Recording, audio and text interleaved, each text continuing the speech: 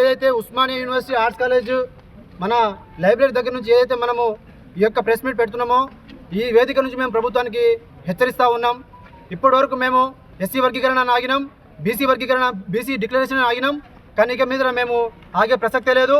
మేము శాంతియుతంగా ఈ రోజు నుంచి నిరవధిక ర్యాలీలు రేపు అశోక్ నగర్లో పెడతాం, దిల్సుఖ్ నగర్లో పెడతాం, అన్ని యూనివర్సిటీస్లో పెడతాం, అన్ని లైబ్రరీలో పెడతాం. శాంతియుతంగా చేసే ఈ యొక్క పోరాటం మేము మాకు నోటిఫికేషన్స్ కళ్ళ ముందర వచ్చినంత వరకు, మా కళ్ళతో మేము చూసినంత వరకు మేము ఎక్కడ కూడా కాంప్రమైజ్ అయ్యే ప్రసక్తి లేదు. ఈ ఉద్యమాన్ని మేము ఆపేదే లేదు. శాంతియుతంగా ఖచ్చితంగా మేము ఈ యొక్క ఉద్యమం చేయబోతా ఉన్నాం. మమ్మల్ని 119 ఎమ్మెల్యేల ముందర మీరు చెప్పినటువంటి మాట మీరు తప్పినప్పుడు మేము మిమ్మల్ని నమ్మే ప్రసక్తి లేదు. మేము టీజీపీఎస్సీ చైర్మన్ చెప్పినా, ఏ ముఖ్యమంత్రి చెప్పినా, ఏ రాహుల్ గాంధీ చెప్పినా కూడా మేము వినిపించుకోము. మాకు కళ్ళ ముందర నోటిఫికేషన్స్ కనబడినంత వరకు, మాకు కళ్ళ ముందర నోటిఫికేషన్ మేము చూసినంత వరకు మేము ఈ ఉద్యమాన్ని ఆపం. మేము ఈ ఎమ్మెల్సీలో కాంగ్రెస్ పార్టీ హటావో, జాబ్ క్యాలెండర్ బచావో అనే ఒక నినాదంతో పోతున్నాం. లోకల్ బాడీ ఎలక్షన్స్లో కూడా కాంగ్రెస్ పార్టీకి ఒక్క ఓటు కూడా వేయకుండా మేము ప్రచారం చేస్తాం. యావత్ తెలంగాణలో ఉన్న నిరుద్యోగులు కూడా మేము పిలిపిస్తూ ఉన్నాం. మాకు జాబులు ఇవ్వండి, మీకు ఎంపీటీసీ ఉద్యోగాలు మేమిస్తాం. మాకు జాబులు ఇవ్వండి, మీకు ఎమ్మెల్సీ ఉద్యోగాలు మేమిస్తాం.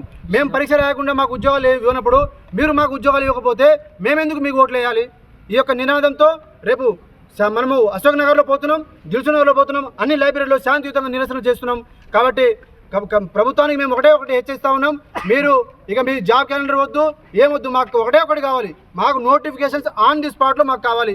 ఎప్పుడు వేస్తే అప్పటి వరకు మేము ఈ ఉద్యమాన్ని ఆపేదే లేదు. మీరు 62 నుంచి 65 పెంచుకున్నారు. 65 ఎందుకు పెంచుకోవడం? 100కు పెంచుకోరు. మీరు పదవి విరమణ వయసును వెంటనే తగ్గించాలి. మీరు నిరుద్యోగులు 10 సంవత్సరాల నుంచి 11 సంవత్సరాల నుంచి ఒక్క ఉద్యోగాలు లేకుండా మీరు 11 సంవత్సరాలు ఇచ్చిన ఉద్యోగాలు 1,00,000 ఉద్యోగాలు లేవు.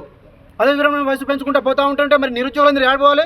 పోయి ఏమైనా క్యాటరింగ్ పని చేయించుకోవాలా, లేదంటే పొలాల్లో పోయి పని చేయాలా, లేదంటే సెక్యూరిటీ గార్డ్ జాబులు చేయాలా? మీరు పదవి విరమణ వయసును మీరు ఏదైతే ఆలోచన ఉందో మీరు ఖచ్చితంగా మీరు విరమించుకోవాలి. ఇటు నిరుద్యోగులకు, ఇది ఉద్యోగస్తులకు, ఇది అందరికీ ఇబ్బందికరమైనటువంటి విషయం. ఈ జాబ్ 58 సంవత్సరాలు తీసుకురావాలి. 65 సంవత్సరాలు కాదు, 58 సంవత్సరాలకు మీరు ఏదైనా సరే, వాళ్ళు ప్రొఫెసర్లు అయినా సరే, వాళ్ళు ఉద్యోగస్తులైనా సరే, ఏ ప్రభుత్వ ఉద్యోగి అయినా 58 సంవత్సరాలే చేయాలి. అక్కడ అంతకుమించి వాళ్ళు చేయకూడదు. నిరుద్యోగులు 11 సంవత్సరాల నుంచి ఇట్లా ఒక ఎదురు చూసి ఇబ్బంది పడుతూ ఉన్నారు. నోటిఫికేషన్స్ విడుదల చేయాలి.